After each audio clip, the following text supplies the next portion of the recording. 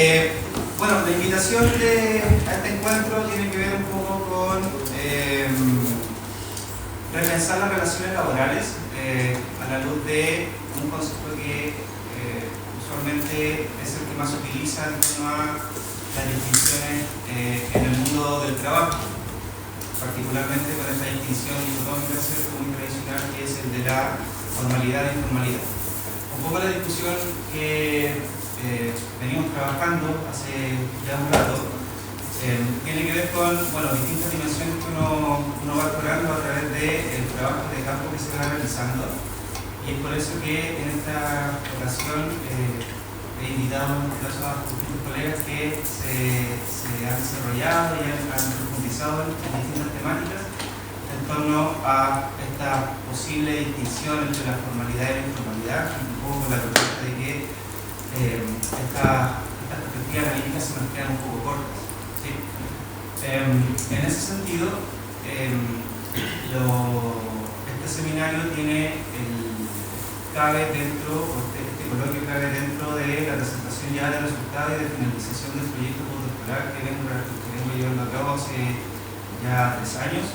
Como varios de ustedes sabrán, yo trabajo similar con un rato con personas que trabajan en la calle, en particular con personas que trabajan en la calle de noche, con lo que vengo trabajando ya durante este último tiempo.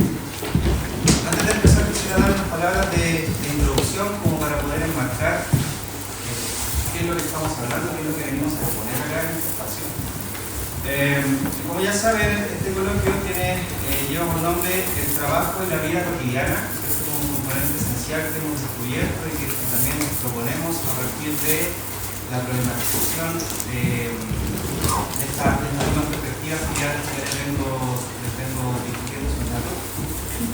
Entonces, este coloquio se llama el trabajo y la vida cotidiana, las formas de ganarse la vida más allá de la informalidad. El trabajo callejero se erige como una actividad multifacética que refleja la heterogeneidad de la vida urbana y la versatilidad de quienes recurren a esta forma de empleo. Más allá de la actividad nocturna, el trabajo callejero transcurre en diversas temporalidades y espacios, adaptándose a las características específicas de cada ciudad y a las necesidades de aquellos que lo ejercen. En este sentido, no se trata solo de un fenómeno asociado a la economía nocturna o a la economía urbana necesariamente, sino de una práctica que abarca múltiples dimensiones sociales, económicas y, por supuesto, culturales. El trabajo callejero, entendido como parte de la economía informal, representa una alternativa crucial para sectores de la población que suelen estar excluidos de los empleos formales, como mujeres, inmigrantes, jóvenes, personas mayores, quienes encuentran en esta modalidad una posibilidad de generar ingresos de manera relativamente rápida y flexible.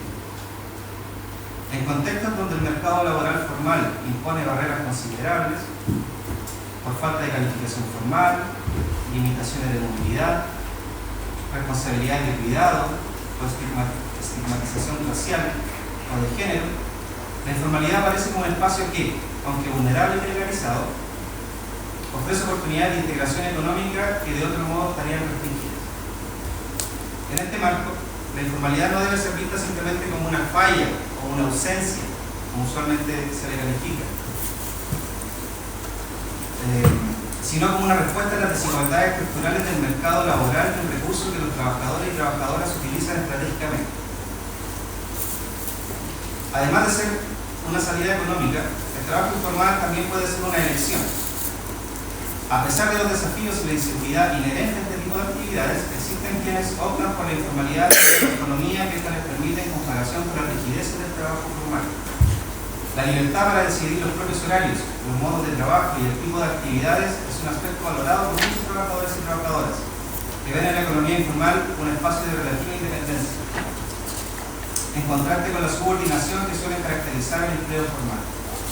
En este sentido, la informalidad también ofrece una posibilidad de autogestión que resulta atractiva para quienes prefieren mantenerse al margen de las relaciones laborales tradicionales, eligiendo así una modalidad que, si bien presenta limitaciones, les permite ejercer cierto control sobre su actividad y su tiempo. Para comprender la naturaleza de la informalidad, es útil concebirla no como una categoría estática o como una simple ausencia de formalidad, sino como un continuo que abarca prácticas de diversos grados de institucionalización y formalización. En este espectro, las actividades informales pueden acercarse o alejarse de la formalidad en función de diversos factores, como la estabilidad del ingreso, la relación con normativas locales y el tipo de productos o servicios específicos. Por ejemplo, muchos trabajadores callejeros operan en el límite de la formalidad pagando algún tipo de permiso o estableciendo acuerdos informales con autoridades para asegurar su derecho a trabajar en ciertos espacios. Esto muestra que, lejos de ser dicotómicas, las categorías de informal e informal se entrelazan y se negocian constantemente, formando un entramado complejo en el que los trabajadores y trabajadoras transitan según las oportunidades y reflexiones contextuales. Esta comprensión de la informalidad y la formalidad como un continuo permite cuestionar la idea de que el trabajo callejero es simplemente, comillas, una falla dentro de la economía formal o una actividad marginal. Más bien, la informalidad se presenta como un modo de empleo legítimo y necesario que responde a la estructura social y económica de cada contexto urbano.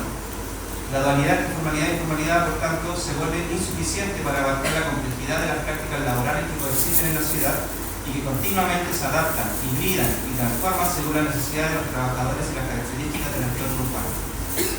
Esta perspectiva invita a una reflexión crítica sobre el modo en que las ciudades y las políticas públicas podrían reconocer y apoyar las formas de trabajo informal, promoviendo entornos que permitan mejorar las condiciones laborales de quienes optan o se ven obligados a recurrir a esta modalidad. En conclusión, el trabajo callejero como fenómeno urbano y social se sitúa en una intersección de factores económicos, sociales y políticos que lo configuran como una práctica de supervivencia, resistencia y, en algunos casos, elección. En este sentido, el trabajo informal en la calle no solo es un reflejo de las limitaciones del mercado laboral formal, sino también una expresión de agencia y adaptación a las desigualdades estructurales que caracterizan a las ciudades contemporáneas. En este sentido, las 4 presentaciones que acá compartiremos reflejan de una u otra manera algunas de las dimensiones que he estado problematizando. Partiremos con la presentación de Marco, que nos acompaña de la Universidad Católica, con su presentación sobre el valor de ganarse la vida, en este caso en las ciudades de Temuco. Continuaremos con Cristian, que también nos acompaña, sobre las transformaciones de los carros de supermercado en la comunidad callejera en Santiago, en este caso como explorando la dimensión material del trabajo. Continuaremos con Patricia, que nos hablará sobre la atmósfera y el espacio en la ciudad de Temuco. Y finalmente cerraré yo con la noción de la nocturnidad o la construcción social de la noche y los sentidos del lugar en el trabajo.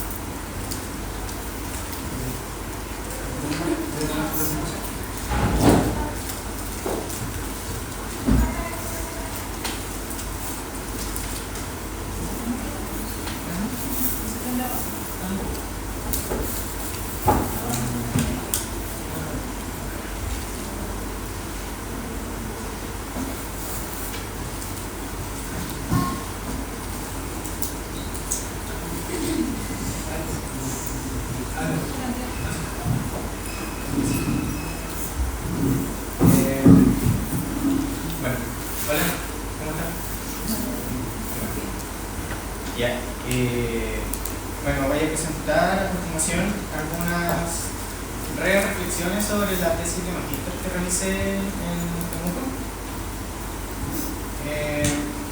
Y la presentación más que nada van a ser más fotografías, son fotografías por sobre el texto, que la idea es que es una reflexión más bien teórica también en cuanto a los hallazgos que fui rescatando un poco de esta etnografía. Bueno, para empezar, en la presente ponencia no pretendo mostrar un enfoque formalista de la economía del comercio callejero y creo que dejo en claro con el título que tampoco se pretende realizar una observación vertical de las políticas elaboradas desde el municipio para esta forma de ejercicio de comercio, sino más bien lo que plantearía es una revisión de los aspectos sustantivos en torno a cómo los sujetos experimentan su forma de estar en el mundo. Es necesario mencionar que estos son algunos resultados, como ya le había dicho, replanteados de mi tesis de magíster desarrollada entre los años 2022 y 2023, donde me vinculé con dicho sindicato, con el sindicato número 1 del comercio en la vía pública y feria de Temuco.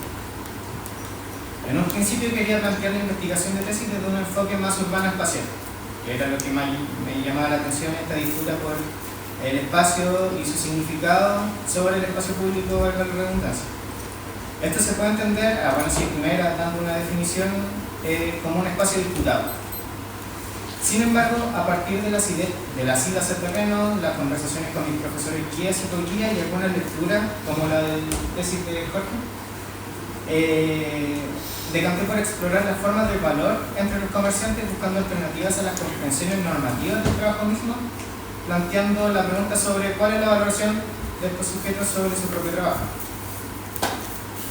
Para dar algunas contextualizaciones previas y sintéticas sobre el sindicato, este sindicato nace en 1989 con una alta confluencia de trabajadores que luego, al pasar de los años, se fueron sustrayendo de la participación, ya sea por la edad o por el desinterés que comenzó a permear entre las personas. Hoy en día se compone de 52 personas. En un comienzo eran alrededor de 120 personas que estaban en el sindicato. Estas personas, estas 52 personas, actualmente realizan distintas actividades en distintos rubros establecidos por la ordenanza municipal. Si quieres puedes pasar. Por la ordenanza municipal. Ya. Normas que establece algunos perímetros institucionales para regular el comercio en la vía pública emanada desde esta institución que es la municipalidad. Entre la variedad de rubros que establece la ordenanza, las personas que componen el sindicato se desenvuelven entre la papetería, que es la venta de artículos de librería, artículos de belleza, artículos de vestuario, cordonería, joyas de fantasía, etc. La fruta y verduras, que venden frutas y verduras y legumbres. Comestibles, que son todos los que tienen que ver con alimentos como los helados, algodones, frutos secos, mote con bolsillos o pepillo. El espacio en donde se desenvuelve el sindicato está principalmente en el centro de la ciudad, donde se desarrolla la actividad comercial de mayor intensidad. Están retail, restaurantes, edificios públicos, bancos, etc. El rango etario de las personas que ejercen este tipo de comercio está entre los 50 y 69 años. Son 24 hombres y 28 mujeres en los que ejercen el trabajo en la calle. Vale decir que en su mayoría son parejas las que están trabajando juntas. En realidad son varias familias las que trabajan juntas. Hay hijos, están vinculados. Bueno, esa foto que ven arriba es el perímetro de exclusión que se planteó desde la municipalidad, en donde están trabajando actualmente las personas. Bueno, ese perímetro de exclusión está el retail, como ya se comentaba. Esto se planteó, si mal no recuerdo, en 2011. Sí.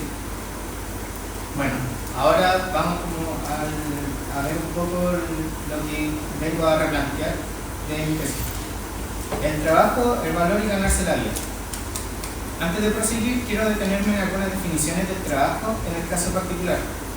La idea tradicional marxista del trabajo tiene un fuerte vínculo con las relaciones de poder dadas entre las personas que lo único que tienen son su fuerza de trabajo, es decir, las personas que por distintas razones han generado las capacidades técnicas que requieren un trabajo específico y que no poseen los medios de producción necesarios para un ejercicio autónomo de ellos, en contraposición con los capitalistas que poseen los medios de producción y el capital para comprar la fuerza de trabajo de otras personas. El trabajo en el entramado de relaciones sociales complejas se posiciona como una práctica constitutiva de la vida misma. La reproducción humana está contenida en las prácticas laborales como forma de subsistencia y de proyección propia de los sujetos, desarrollando así estrategias para permanecer, y en estas estrategias se busca enlazar redes sociales comprendidas según lo que nos comenta Lomnitz. Son relaciones interpersonales donde están establecidas reglas por escrita, recalcando la confianza como valor central de estas relaciones. Se puede hablar de valor desde la propuesta de Marx en cuanto pone como central la práctica misma del trabajo, para accionar los medios de producción y la creación de una mercancía. Así el tiempo pasa a ser una variable central en el entendimiento del valor marxista. Sin embargo, según comenta Greiber, los debates dentro de la antropología liderada por Simmel y por Apadurey mencionaban que el valor consiste en lo deseado, a diferencia de la idea de valor de Marx, que según estos autores solo calzaba dentro de los parámetros del capitalismo, por lo que no es una explicación general de lo que se podría entender como valor en un sentido universal, que es lo que fascina a los antropólogos. Esa es una crítica que se realiza a Marx desde estos antropólogos. Sin embargo, hay que recordar que a Marx no le interesaba buscar una comprensión, digamos, total o universal, fuera del capitalismo, sino su tarea la asumía desde una falsa modestia intelectual que respondía a su presente más inmediato y era la comprensión solo del modo de producción capitalista. La propuesta marxista del valor se diferencia de la propuesta de Simmel, que era una propuesta sobre lo ideal y no sobre lo tangible, que es el punto de vista materialista de poner en una perspectiva del valor las prácticas de los sujetos, sus tareas, sus habilidades, facultades, algo que Marcel Mauss también propone desde otro enfoque, pero al final es el mismo campo. Mauss, al investigar las formas morales del desenvolvimiento de los grupos entre los intercambios, las ritualidades y las cohesiones, se establece una forma de valorar las acciones que estos grupos morales realizan. Como menciona Julia Castañaga, el valor toma mayor revuelo considerando que es la importancia de las acciones, y esto es importante, son las que priman. Establecer estas relaciones y definiciones en torno al valor nos ayudaría a comprender de mejor forma lo que se ha establecido como el ganarse la vida. En su texto, la presentación del dossier de la revista Cuadernos de Antropología del 2020, María Fernández y Pegerman realizan una reflexión en torno a estos aspectos, valor y ganarse la vida, complementando que pensar en los aspectos del valor como formas mercantiles solo económicas por sí solas deja cojas las formas de comprensión completa de los modos de intercambio, pero añadiendo las formas morales que presentábamos nos muestra que ayudan a formar los esquemas lógicos de plantearse en el mundo. El valor comprende el cómo las personas están en el mundo y el cómo se ganan la vida en él. Como menciona Pegerman y Fernández, la cuestión del valor, abordado desde una perspectiva antropológica, permite pensar en los modos en que se fijan precios, pero también a acciones cotidianas, modos de servir, de vivir formas de entender el trabajo o la política.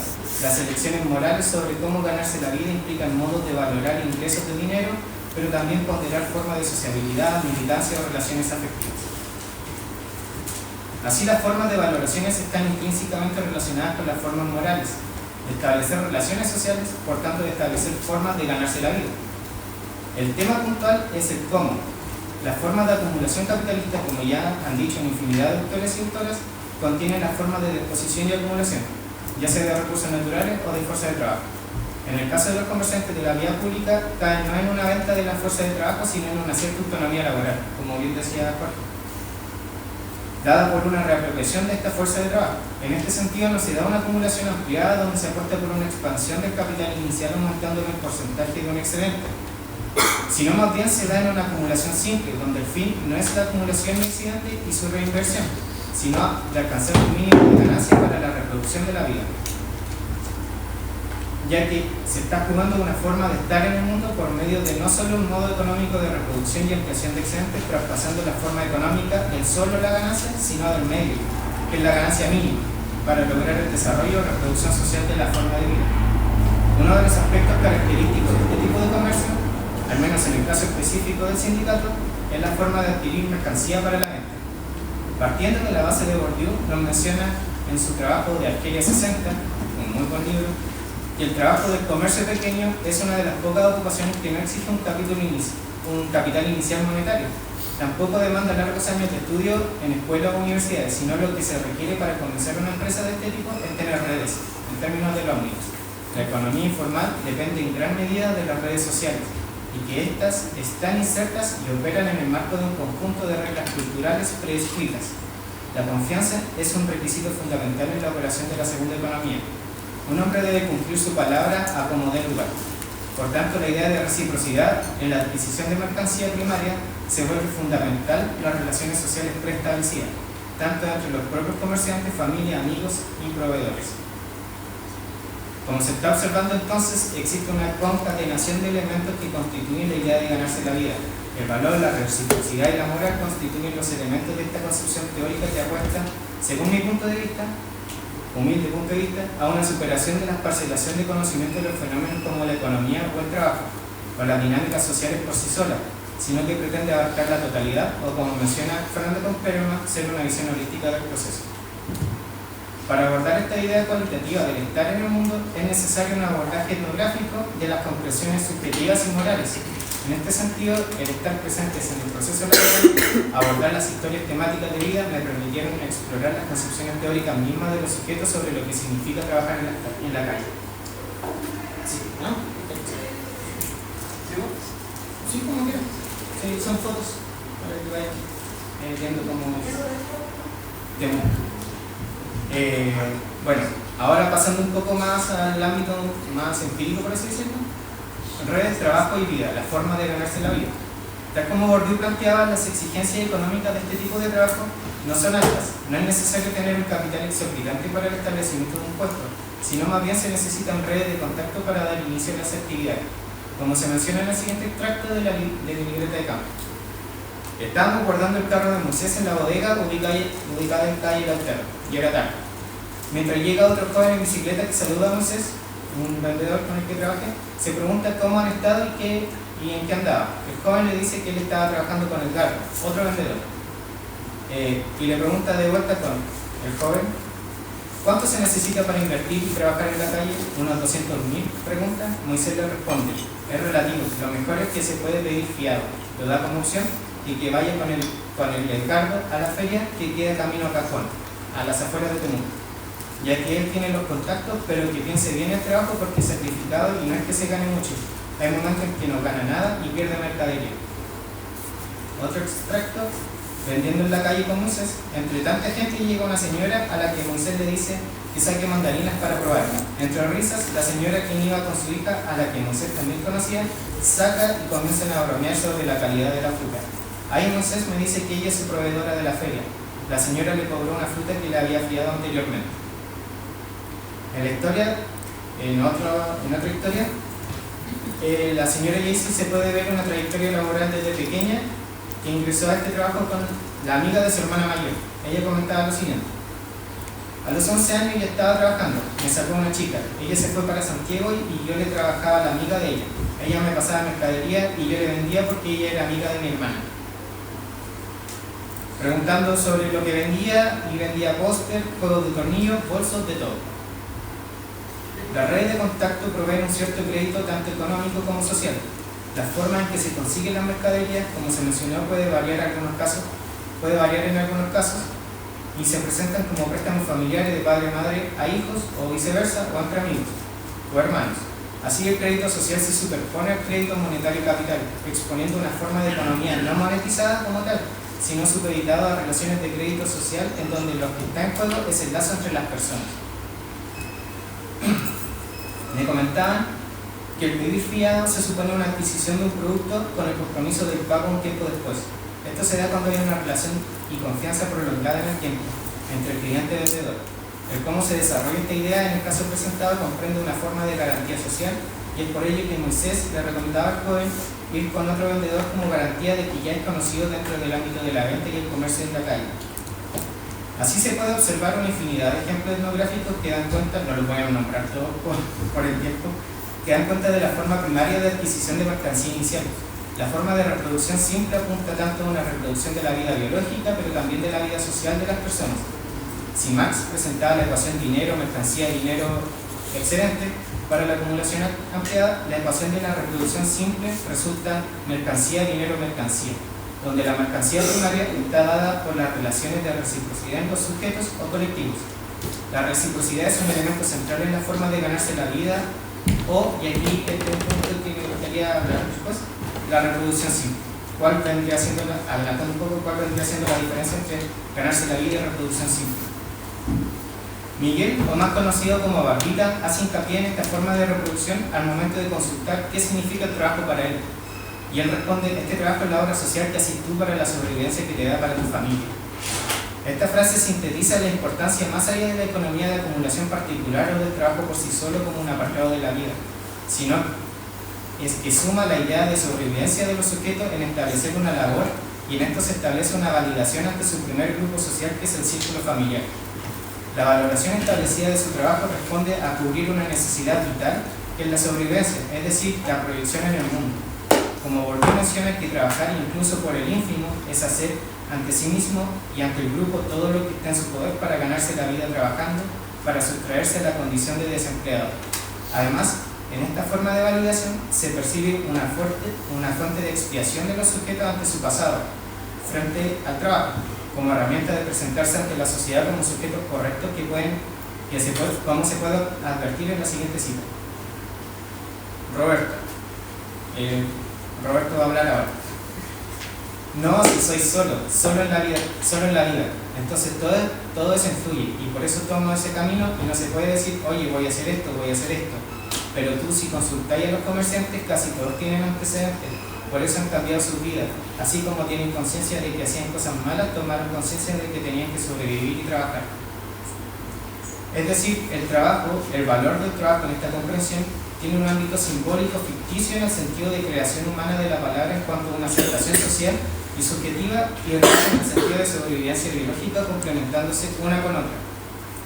Podemos seguir argumentando, además, por medio de producción de habilidades para la venta, inyectando un valor a la mercancía ofrecida al público, el comportamiento adecuado con los clientes o la forma de promoción de estas, tanto las posibilidades de venta inmediata como las posibilidades de atraer un cliente estable.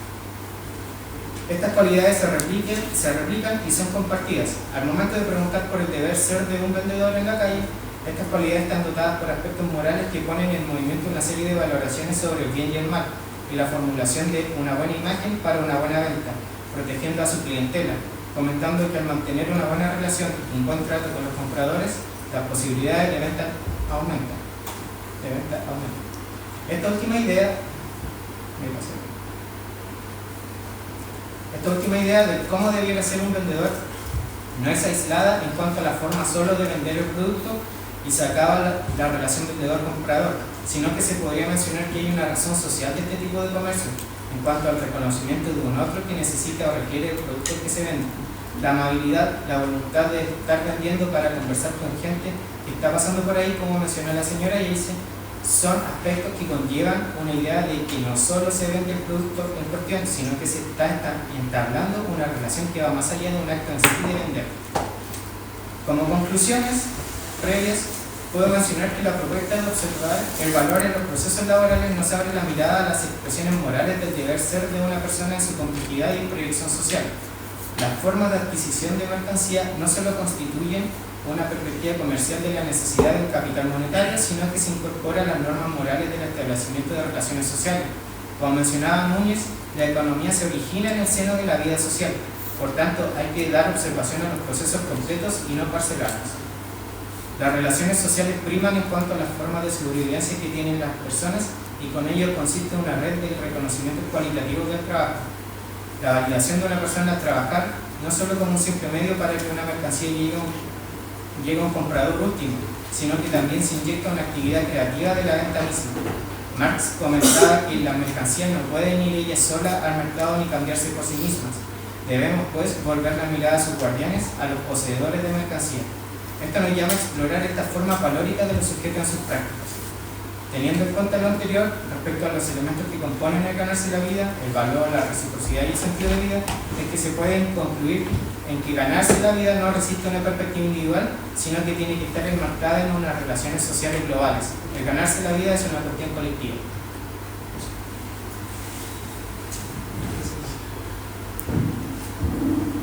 Gracias, Marco. La idea es que al finalizar las cuatro presentaciones quizás podamos establecer un pequeño diálogo, que si tienen preguntas o comentarios podamos hacerla en las presentaciones realizadas. Bueno, me presento, soy Cristian Morales, soy antropólogo, profesor de la Universidad. De hecho, veo algunas claras conocidas en los cursos de facultad. Y voy a presentar una investigación que tiene alrededor de 12 años, más o menos, que es sobre la transformación de los carros supermercados en el contexto, sobre todo en el contexto callejero y sobre todo de comida. Yo creo que es algo que ustedes todos han visto y se los digo y no les parece nada malo, ¿cierto? Mi idea es siempre tratar de como partir de cosas que parecen como superficiales, que son como cotidianas, pero tratar de entenderlas un poquito más profundo, principalmente desde la antropología, desde donde yo trabajo. Y eso sería como...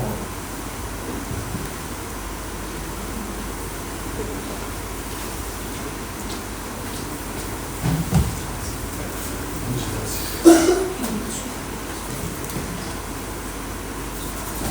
Bueno, los contenidos. Hoy día vamos a ver en esta presentación básicamente en torno a la transformación de agencia de los carros de supermercados en los puestos de comida callejera. Entendiendo el concepto de agencia, la agencia es un concepto que se ocupa de tecnología social que tiene que ver con la capacidad de transformar el mundo que tienen los sujetos. Pero desde la teoría de la Turing se considera que las cosas, los objetos, tienen cierto nivel de agencia en su nivel de comunicación con los sujetos. En el sentido que están las cosas diseñadas para comunicarse con lo humano. Entonces, de alguna forma es como una carta enviada hace tiempo atrás por quien inventó, quien diseñó una cosa, y nosotros nos comunicamos con las mismas. No es el mismo nivel de agencia que se establece entre sujetos, pero sí tiene un nivel de acción en la comunicación humana. Cada vez que le damos un interruptor para prender o apagar la luz, estamos diciendo a un botón que prenda o apaga la luz, y a veces la comunicación es efectiva y se prende, y a veces no. A veces hay un hoyo dentro. Entonces todo eso elementos tiene que ver con un aspecto teórico en torno a lo que es la agencia de las cosas. Luego continuamos un poco de la historia de los carros supermercados, elementos del diseño que explican su masificación, también la relevancia material y simbólica de los carros supermercados, y finalmente como una antropología de las cosas y la tecnología, con énfasis en los procesos de invención en contexto de diversidad cultural. O sea, aquí tenemos un ejemplo, claro ejemplo donde la cultura material además es transformada según los contextos culturales.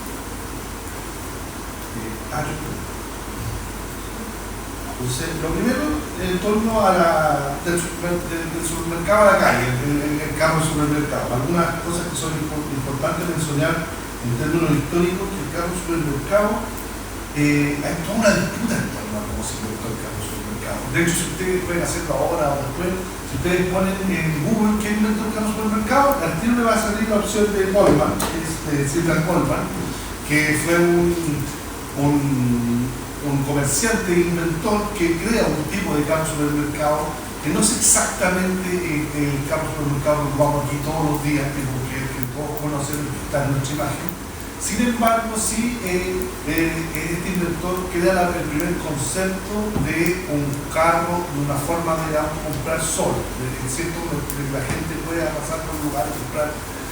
Pero lo interesante que hay detrás de una socióloga que analiza esta historia es que está una disputa entre la gente de Oklahoma, porque si el Coleman es de Oklahoma, dice queremos que ese sea el inventor del carro supermercado, y se oculta la historia de otro inventor que es, se me olvidó el nombre, Orla Watson, que es el que inventó el carro que ocupamos todos los días.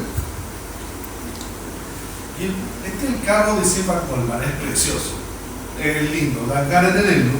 Es que se dan cuenta de lo que sí quedó el canastito, ese canastito que cada vez se ve menos, pero ese es el canastito, como se llama, que inventó Sidney Coleman, que se pegaba, se ponía en esta otra estructura que quedaba doblada, y dan ganas de tenerlo, ¿cierto? Sin embargo, como objeto es muy precioso.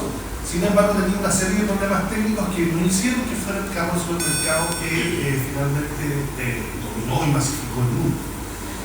Sin embargo, la gente de Oklahoma, que es como muy nacionalista de su estado, defendió la idea de que Sidney Coleman fue el inventor del carro supermercado, y que simplemente Orla Watson, que fue más o menos olvidado en el libro de la historia, y esto lo explica bien en la historia de Cher, que es la socióloga que discípula de Latour, que hace esta historia en torno a la disputa del carro supermercado. Claramente esta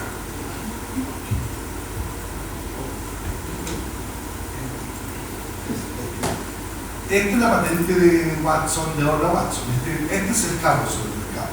Este es nuestro carro supermercado, el que dominó el mundo, el que se masificó.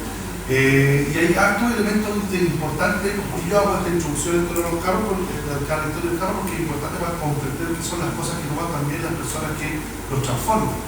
Y una de las principales cosas, elementos de esta invención, es la puerta abatible. Esa puerta de donde se levanta y caen los carros dentro del carro. Eso revolucionó, permitió ocupar mucho menos espacio en los supermercados.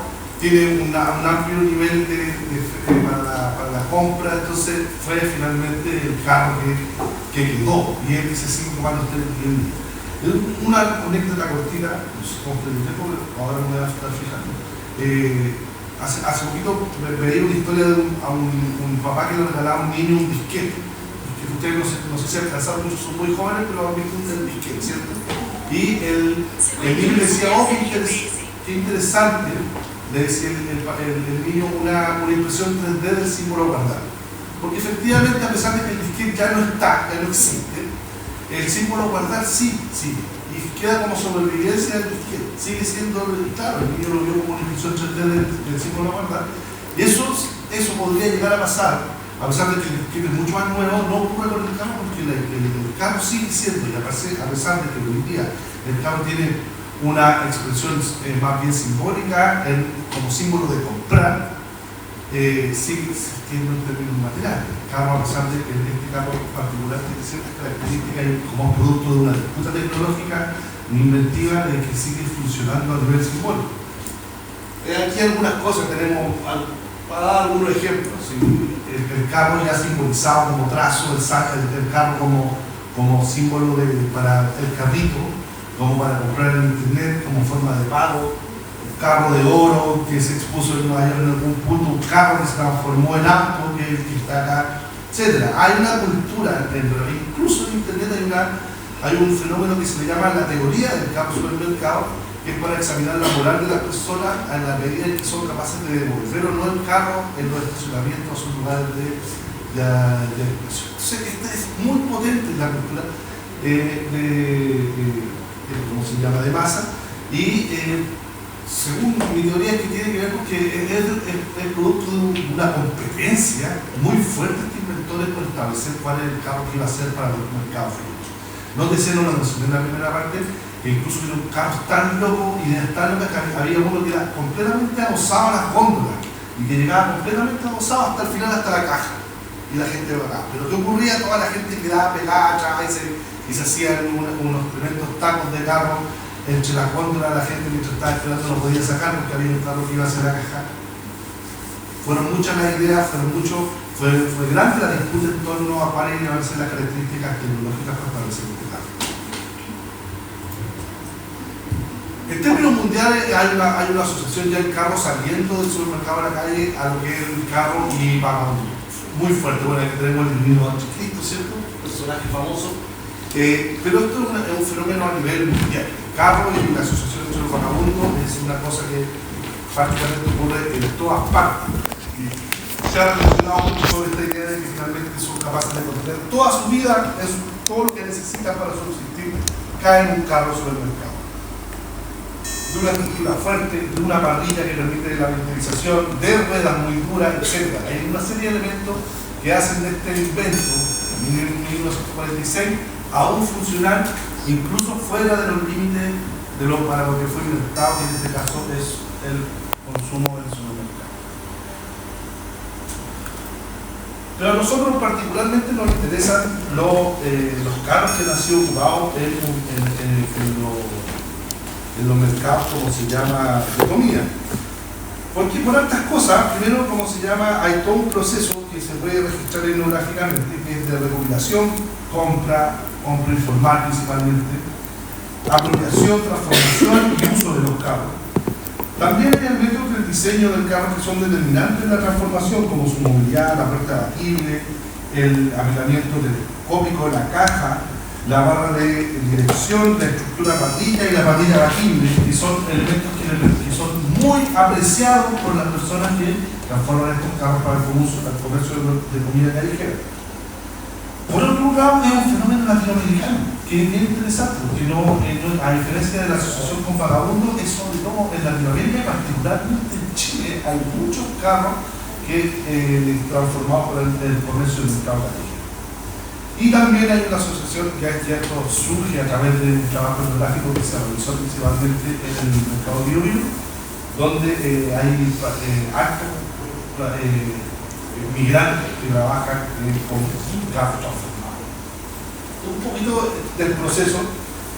El carro abandonado por lo general que se va a recurrir a comunas del sector oriente, que nos comentamos que no todos los supermercados del sector oriente tienen las barreras que hay en otros sectores para comer. Muchas es muy común, una práctica muy común, me contaba mi informante, que las personas que vivían colindantes o cerca de los supermercados en el sector del oriente, el sector como se llama, sacaban los carros, los llevaban a las puertas de sus casas o los dejaban y afuera de esos carros eran muchos de los carros que finalmente terminan en los mercados callejeros urbanos o salen de ahí, ¿cierto? Inmediatamente, lo que decía aquí, esto circundante al pensamiento mío, hay un nivel de apropiación distinto. Aquí ya tenemos un carro supermercado con una cadena, donde sea que ya, y un candado.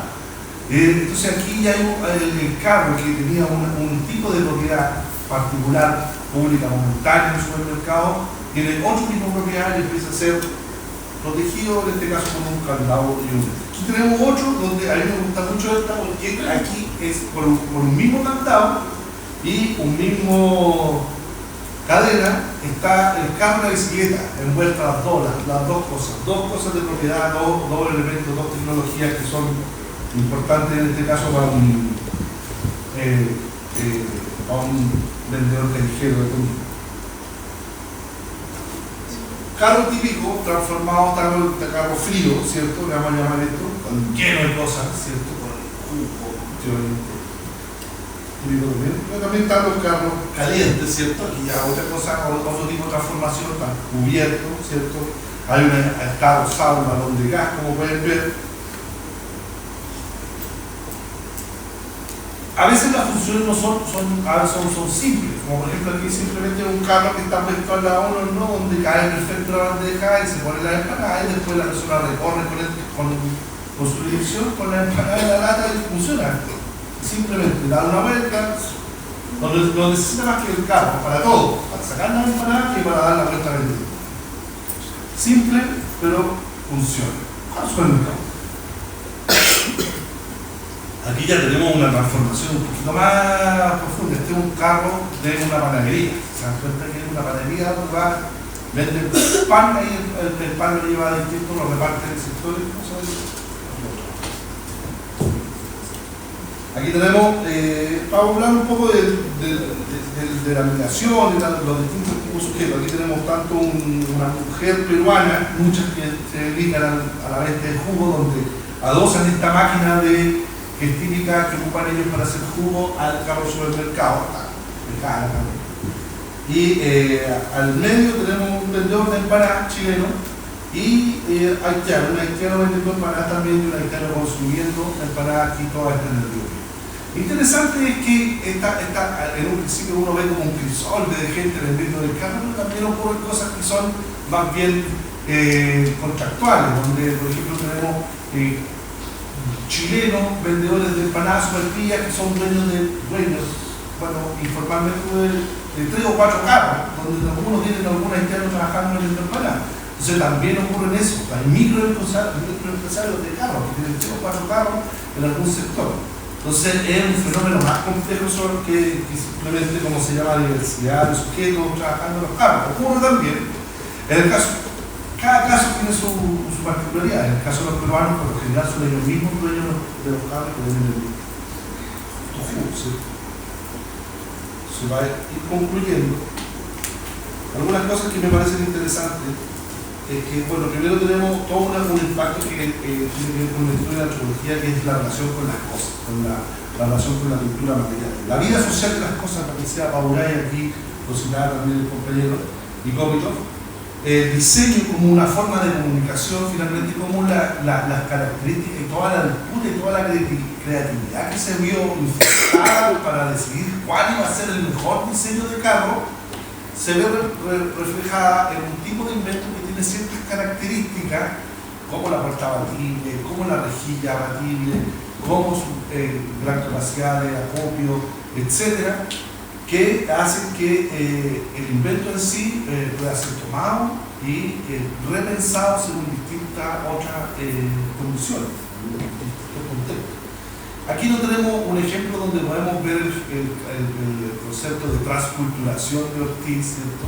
Donde sé que transculturación de Ortiz es un concepto de un antropólogo cubano que en los años 40 fue muy retomado y considerado, incluso por Malinowski, que es uno de los antropólogos más importantes, no tiene que saber eso, pero él dice que el concepto de aculturación norteamericano no retrata también las cosas como el concepto de transculturación cubano, que más bien habla de las negociaciones entre una cultura impuesta y la creatividad de la cultura que toma esa negociación.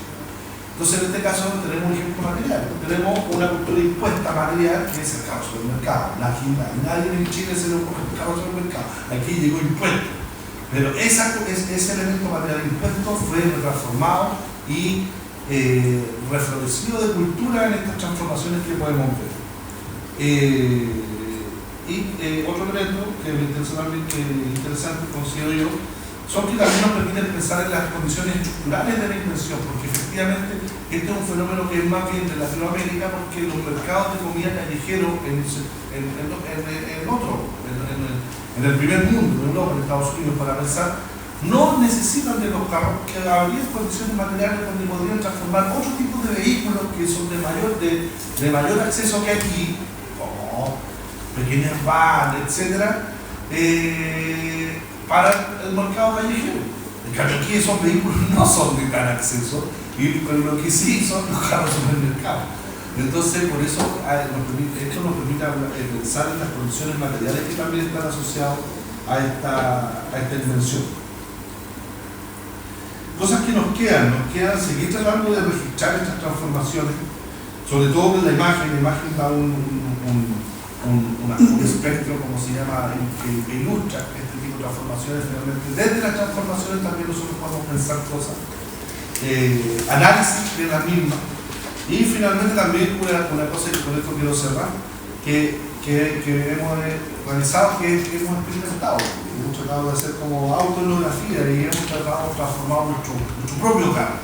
En el contexto de una investigación que me tocó trabajar fuera en Canadá, y yo ya venía con esta integración, entonces dije, venía con la redacción de esto, es el momento para poder hacer trabajo, y por eso termino. Este es mi carro, de aquí, de hecho sí soy yo.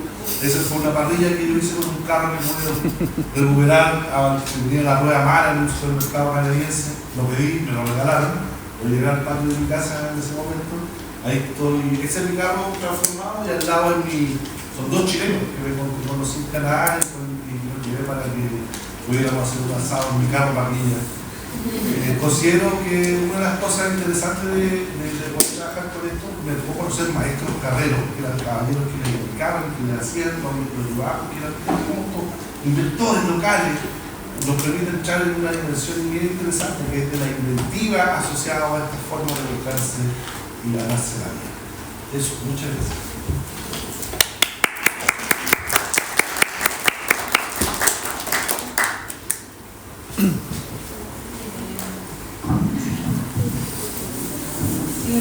Sí. Tengo que abrir la presentación. Sí, con el mouse.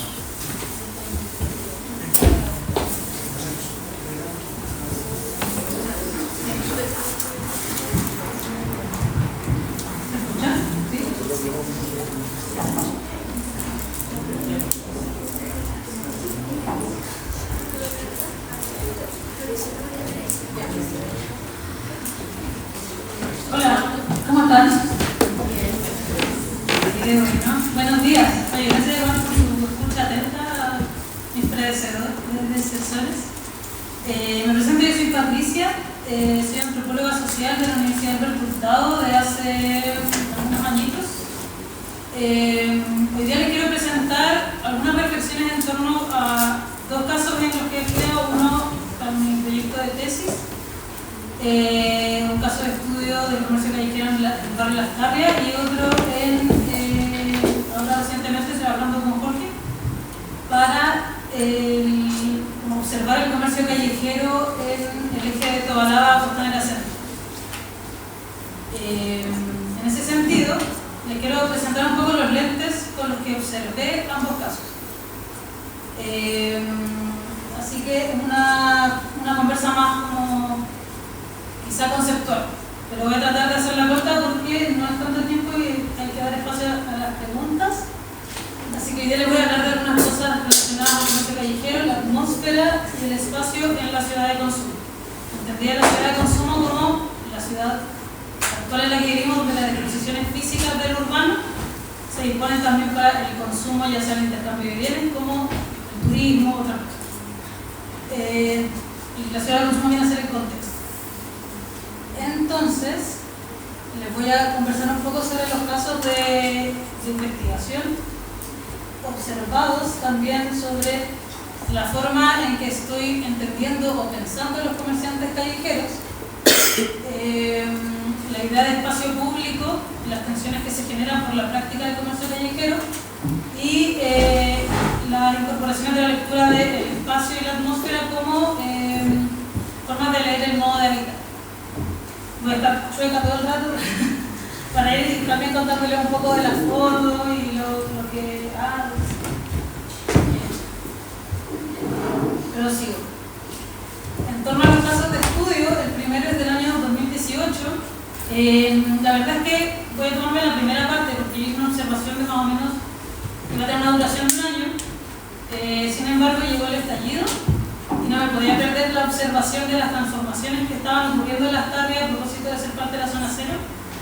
Bien jugosa esa parte de la observación, pero no la voy a abordar hoy día, sino que voy a abordar como la caracterización de las prácticas del comercio callejero en relación con el paisaje del barrio Las Cabras, pensando que es un barrio gentrificado, que es turístico, que está en Santiago Centro, que es de fácil accesibilidad, entre otros aspectos como propios del espacio físico, y cómo los comerciantes callejeros cumplen un rol respecto de también este paisaje.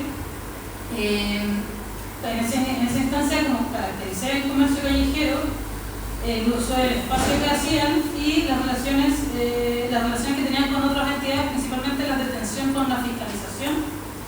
Describí en esa instancia las transformaciones del comercio a propósito de todos los cambios que estaban ocurriendo en ese instante. Pero esa foto como que ya quedó como foto. Ya volvió un poco a ser en las tardes del 2018, así que me voy a hacer en eso. Y analicé comparativamente las transformaciones para el proyecto de tesis. Pero hoy voy a hablar nada más como, sobre todo de la forma de leer al sujeto. En el caso del eje costanero de Alto Balaba de este año, empecé la observación en marzo, finalicé en agosto y en ambos casos, en ambos casos se hicieron observaciones participantes desde como en varias líneas, pero en ambos casos se definió el sujeto de forma distinta y por eso quiero abordar estas reflexiones porque hay como una evolución entre una primera observación y una segunda, donde yo observé el comercio callejero solamente al comerciante como quien ejerce el comercio. Y ya, es su práctica, es su modo de usar el espacio, tiene relaciones con otros actores, no tiene otra relación. Las observaciones eran los fines de semana, hasta las 7 de la tarde más o menos, porque después ya había una movilización de gente. En esa instancia agregué la idea de atmósfera como espacios dentro del espacio. Como está el barrio y tiene espacios pequeños que se contienen en todo este barrio. Ahora se evolucionó también esa mirada y la comprensión del consumo como un motor del movimiento urbano en ese entonces. Yo hablaba de un paisaje de consumo, donde eran las disposiciones físicas del espacio del barrio, pero también era una idea de la relación social urbana basada en el consumo como un intercambio de bienes y la distinción de Bourdieu o desde Simmel pensando como en desde Simmel pensando en la relación entre el intercambio de bienes y estilos de vida, pensando como en esta idea de barrio gentrificado, barrio chic, qué cosas se vendían en ese entonces. Había muy poca importación, había más artesanía, poca intervenía, entre otras cosas, como dentro de las mercancías existía una interpretación del estilo de vida de la gente que visitaba el lugar. Y en el caso del Costanera Center, el sujeto está más definido por el carácter de alteridad que tiene. No sé si conocen más o menos el concepto de alteridad, o lo hemos usado alguna vez, pero esto refiere al lugar que ocupan en un esquema de relaciones sociales y cómo se localizan en una especie de relación desigual o dispar con otros. Ellos son un grupo ajeno al territorio y hay un grupo, entre comillas, dominante, que viene a como regular el espacio.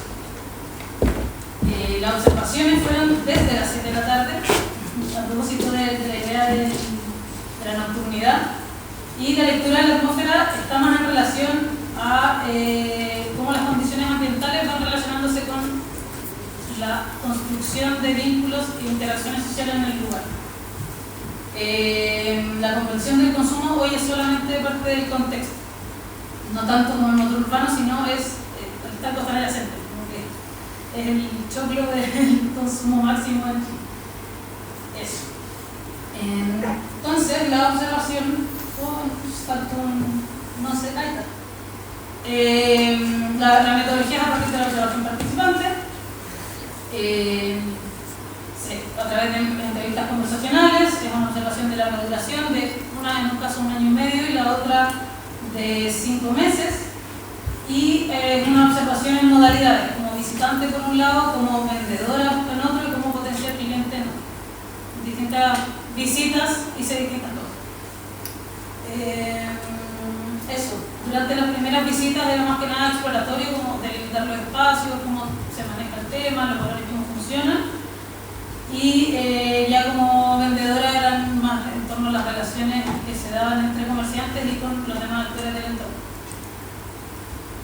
Eso, bueno, ya les spoileé un poco de las representaciones sociales y la reproducción social, pero este es el punteo de como el parafraseo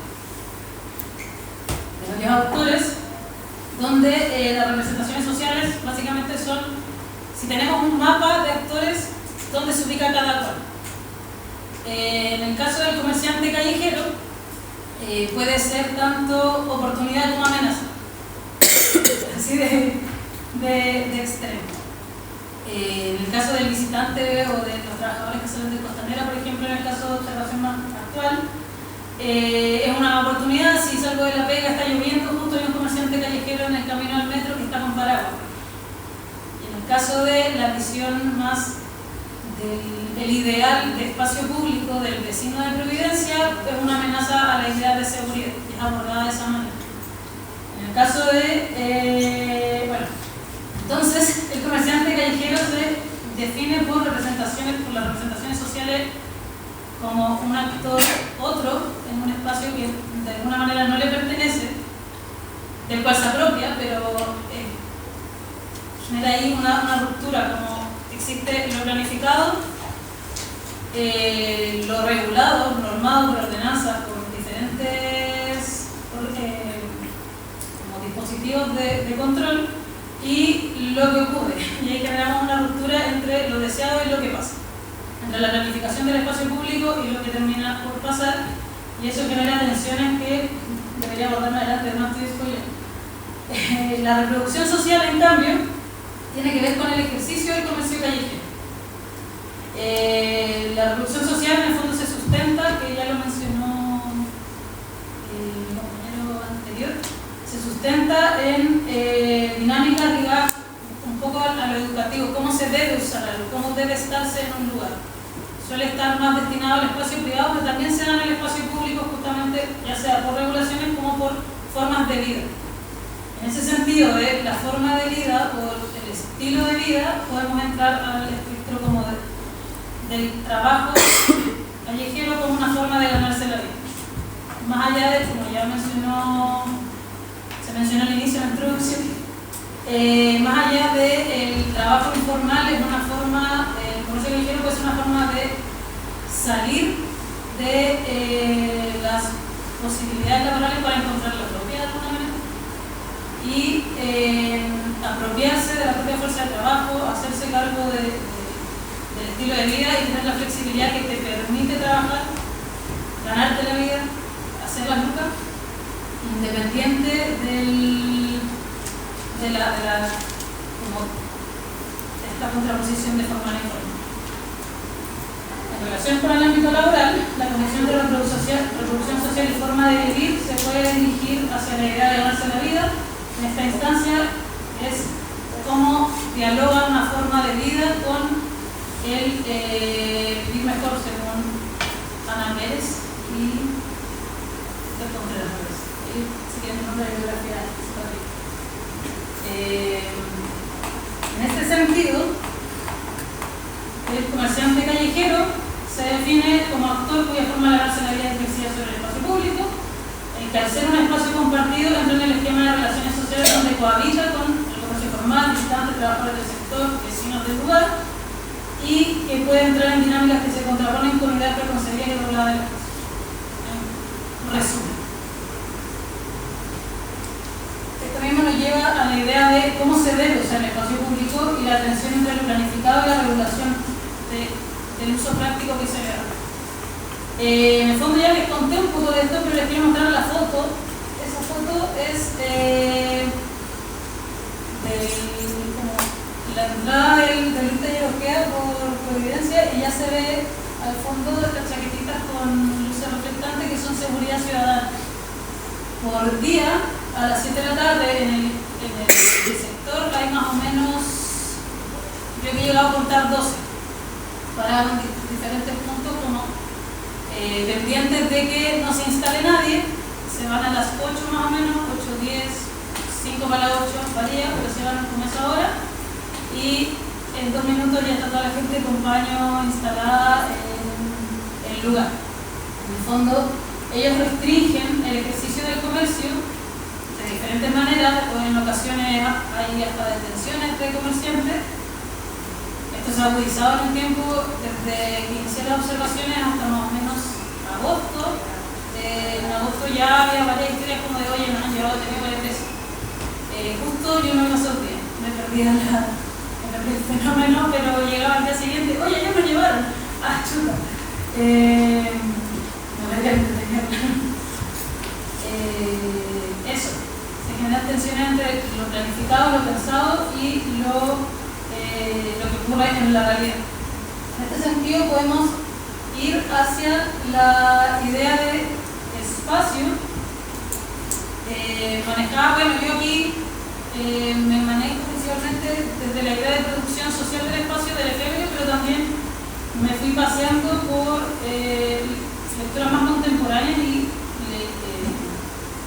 vi el espacio más que nada a Edward Soja, que habla sobre existe una dialéctica del espacio, que en el fondo es una dialéctica de tres, donde se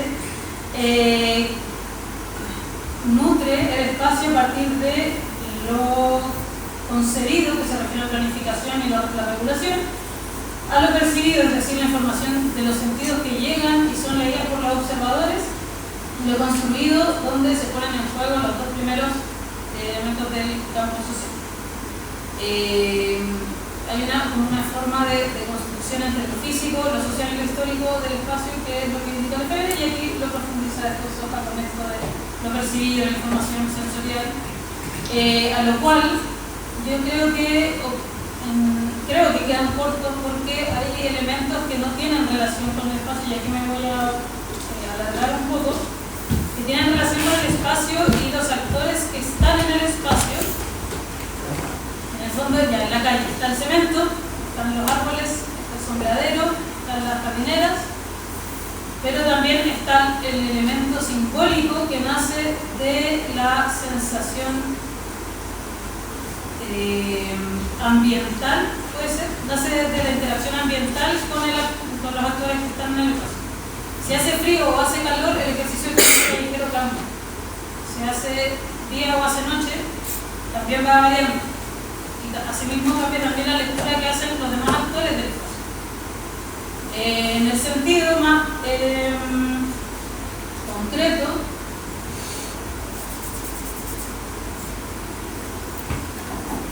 si hay día,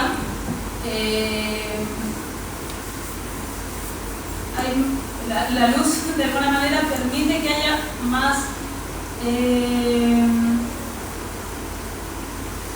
atención a lo que pasa en el entorno.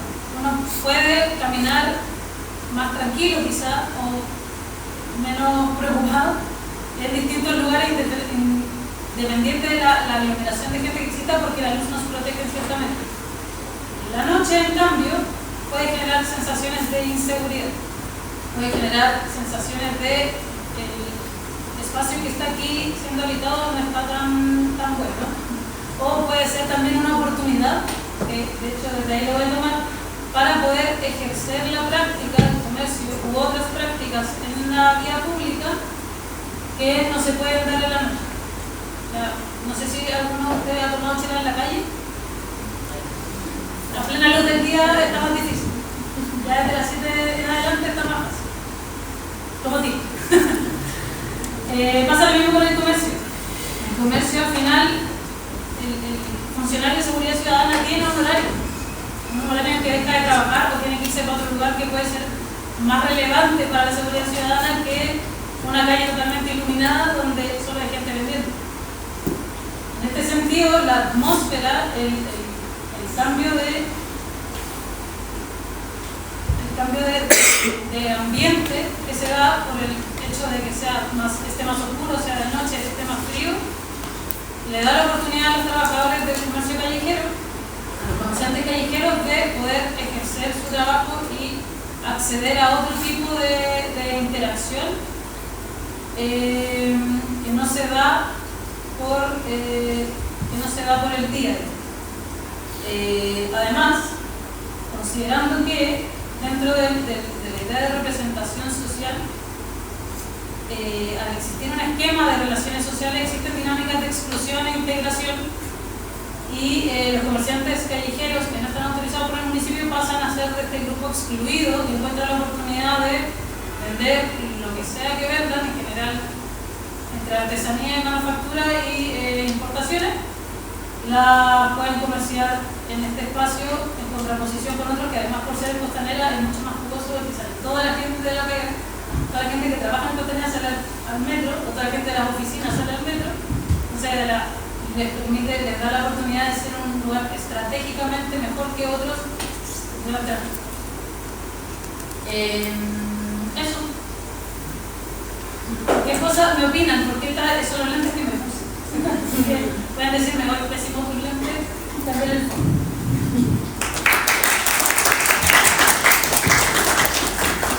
Gracias, Patricia. Ya, vamos a ya la última discusión.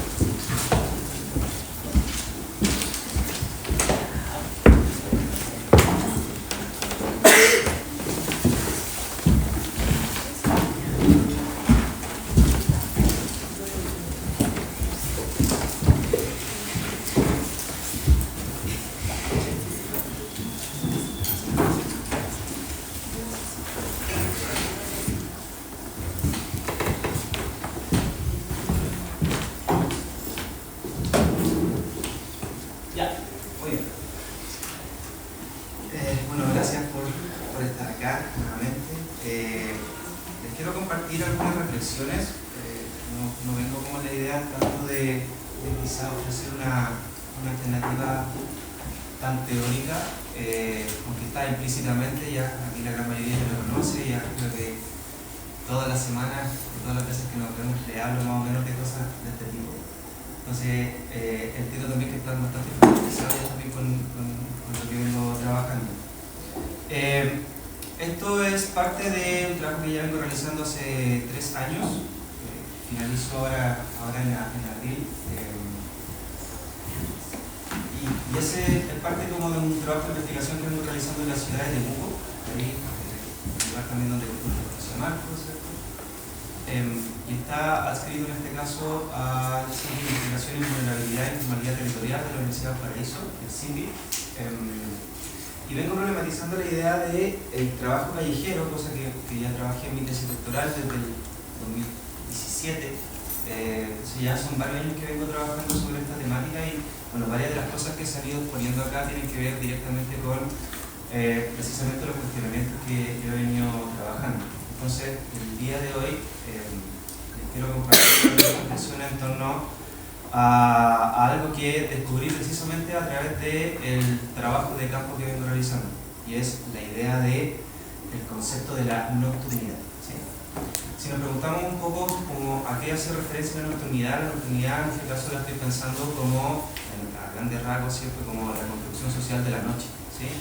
Y en este sentido, yo lo considero, y fue a partir también de la misma revisión que uno va realizando, ¿cierto?, durante el proceso, es que una de las conclusiones o de los hallazgos que fui descubriendo en el mismo trabajo de campo, y bueno, también se antecedió a partir de cuando se formuló este proyecto, es la idea de que en general las ciencias sociales, y en particular también la psicología, ¿cierto?, nos ha hecho eco en torno a cuáles son las dinámicas que suceden, o cuáles son los fenómenos sociales, o las interacciones que suceden, ¿cierto?, durante aquello o durante la ausencia de luz. ¿Ya? No le quiero llamar día solamente, que nuevamente, como hemos estado aquí discutiendo, muchas veces las distinciones dicotómicas mucho más que nos restan, más que nos suman a nuestra discusión. Entonces, en este caso, en este sentido, me fui dando cuenta que cuando yo trabajaba o cuando yo hacía visitas de campo en la feria nocturna, que es la fotito de introducción que pertenece precisamente a eso, la gente de ahí muchas veces hacía referencia de que ellos trabajaban de noche. Pero nuevamente, cuando les preguntaba qué era para ellos la noche, ellos decían que es cuando no es de día, ¿cierto? Obviamente. Pero la pregunta ahí nuevamente es, ¿cuándo no es de día? Hay un momento en donde son las 7 de la tarde y hay sol, y a las 7:01 ya no hay sol. Bueno, nuestra experiencia nos dice que en realidad es un proceso, ¿cierto? Como que hay un ocaso, hay una puesta de sol, pero nuevamente, ¿cuándo es de noche y cuándo es de día? ¿Sí? Y a partir del trabajo de campo, ¿cierto? Y de la misma discusión y conversaciones que iba teniendo con las personas con las cuales trabajaba, se empezó a abrir todo un campo de investigación que propuso en este caso la idea de poder comprender qué significaba la noche, cuándo empezaba la noche en este caso. Es lo que en la literatura finalmente se le denomina como la nocturnidad. Entonces entendemos la nocturnidad como el proceso, ¿cierto?, que va desde lo que podríamos considerar como el día hacia la noche. Y nuevamente, una de las particularidades que tiene es que esto no es necesariamente uniforme, ¿sí? Esto no está estandarizado, es una experiencia, ¿ya? Así, por ejemplo, la feria nocturna, la que están viendo aquí en esta fotito, la feria nocturna de Temuco, si bien podemos decir que es una feria que se instala, o sea, si ustedes van a las 10 de la noche ya está instalada, si van a las 9 de la noche ya está instalada, si van a las 7 ya está instalada, si van en invierno a las 5 ya está instalada, y si van a las 2 el día domingo ya está instalada, ¿sí? Pero ellos son comerciantes, trabajadores callejeros nocturnos, ¿sí? Entonces, realmente, ¿cuándo empieza la noche para ellos? Básicamente, lo que podríamos decir, así como de introducción, ¿cierto?, es que la noche en realidad comienza cuando las dinámicas diurnas empiezan a transformarse, ¿sí? Y sabemos esto, ¿cierto?, como que lo que separaría en este caso el día de la noche o las actividades diurnas de la nocturna no tiene que ver solamente con el ámbito del horario, sino que tiene que ver con el cambio de ritmo. Entonces ahí me tomo en este caso de la noción de la atmósfera, ¿cierto?, que propuso Patricia, o también de lo que viene discutiendo ahí el compañero, ¿cierto?, que hablaba sobre este sindicato, ¿cierto?, que tenía un horario de trabajo. O sea, si uno revisa todas las ordenanzas municipales que regulan de una u otra forma la actividad callejera o la actividad o el trabajo callejero en Chile, ¿cierto?, la gran mayoría establece un horario de trabajo.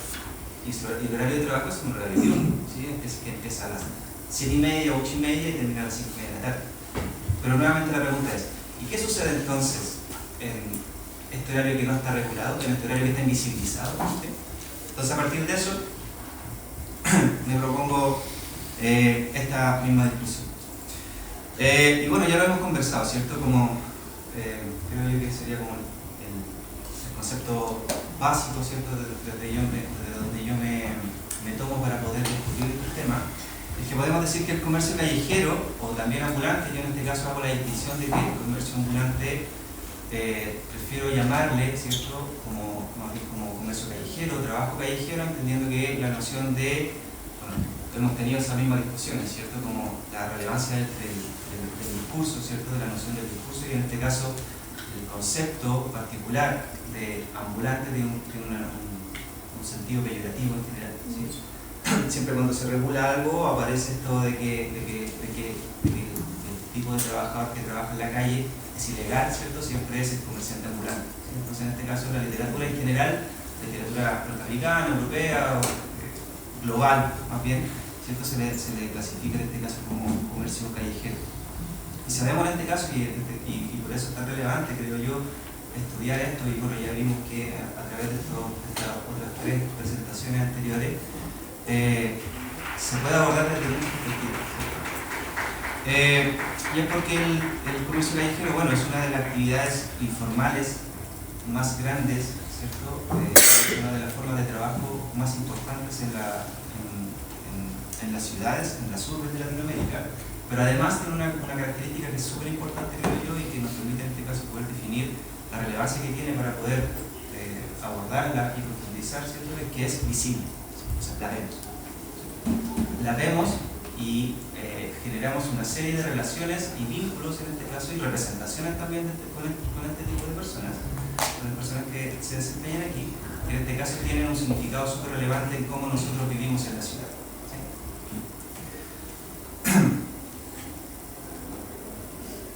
En Chile, en general, bueno, el trabajo, la informalidad laboral o la informalidad urbana también es bastante representativa en Latinoamérica y en el mundo en general, siendo en este caso Asia y Latinoamérica los países que en este caso tienen la mayor cantidad de trabajos informales. En pandemia, la tasa de informalidad laboral alcanzó casi el 70%. La gran mayoría de los empleos que se generaban eran de manera informal. Incluso en el periodo de recuperación de los empleos, ¿cierto? El trabajo informal en este caso representó un tremendo aporte para la recuperación en este caso de el empleo en general. Pero Chile es uno de los países en Latinoamérica que tiene la menor tasa de informalidad laboral, ¿sí? Cosa que es valorada en general por la Organización Internacional del Trabajo, que apunta siempre a la superación de la informalidad, apuntando en este caso a los factores negativos que tiene la informalidad, pero nuevamente consideramos en este caso a partir del mismo trabajo que venimos realizando que la noción de informalidad muchas veces invisibiliza un montón de relaciones que de pronto sabemos que existen, pero que por esta camisa de fuerza que usualmente utilizamos y que se nos provee en este caso para poder definir y describir este tipo de trabajadores, se nos queda corta como categoría.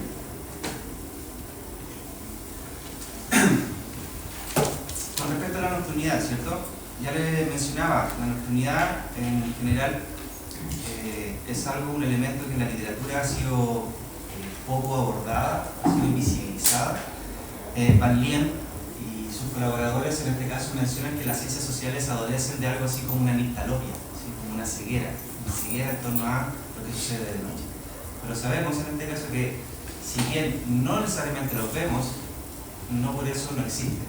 O sea, sabemos que en la noche, en este caso, no solamente es el lugar del ocio, que usualmente que probablemente es la actividad nocturna que más realicemos, ¿cierto? Cuando salimos en la noche, a algún bar, etc. Pero fuera de eso, también hay un montón de otras actividades que también se van realizando. Y tal como mencionaba también Patricia, que aquí cito a William, dice: los espacios nocturnos se producen a partir de las prácticas humanas y las relaciones sociales que en ellos ocurren. O sea, en este caso la noche solamente tiene sentido en la medida que es habitada. ¿Sí? La noche no existe si es que no le ponemos nombres, si es que en la noche no existen cosas, sino que siempre la noche viene acompañada de una experiencia, viene acompañada de vínculos que nosotros generamos tanto con sujetos, ¿sí? Con personas, así como también con el espacio en particular.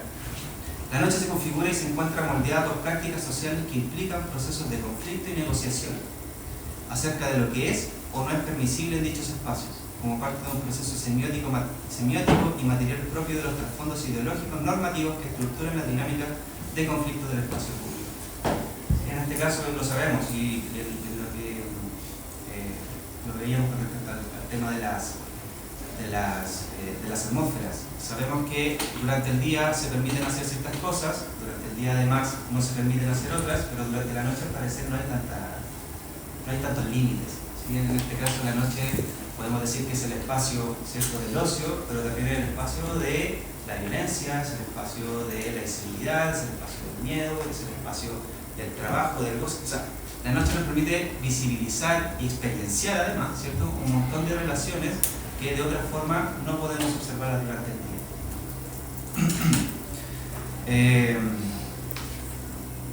La noche también, a propósito también de una convocatoria que realicé hace unos meses atrás, con respecto a cómo se concibe la noche de distintas perspectivas, aparecían distintas categorías que en este caso permitían comprender la experiencia de la noche. como el espacio de la reflexión, como el espacio del ocio, como el espacio de la religiosidad. ¿Sí? Entonces, en este caso, Williams y otros colaboradores que lo abordan más bien desde una perspectiva geográfica. Aquí yo estoy citando más bien literatura que viene del ámbito de la geografía humana, la geografía de la noche, ¿cierto? Nos permite en este caso poder distinguir cómo se concibe, cómo se puede comprender en este caso la noche y la nocturnidad como experiencia. Y aquí en particular les quiero compartir algunos hallazgos que son los que ya les hemos estado conversando con respecto a lo de los sentidos del lugar. Lo que está en moradito,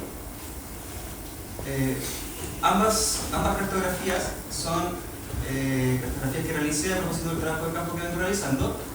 Son observaciones que yo realicé del mismo lugar, ¿sí? del mismo perímetro, ¿cierto? Que en este caso sería el sector de la Feria Pinto en Temuco. Y en este caso representa cuáles son las interacciones, los espacios donde hay más interacciones durante la noche, ¿sí? Durante la noche y el día. El lado izquierdo es, ¿cierto?, la cartografía que yo realicé sobre las interacciones durante el día de este sector, y el lado derecho las interacciones que hay durante la noche. Durante el día podemos observar que el polígono más grande, ¿cierto?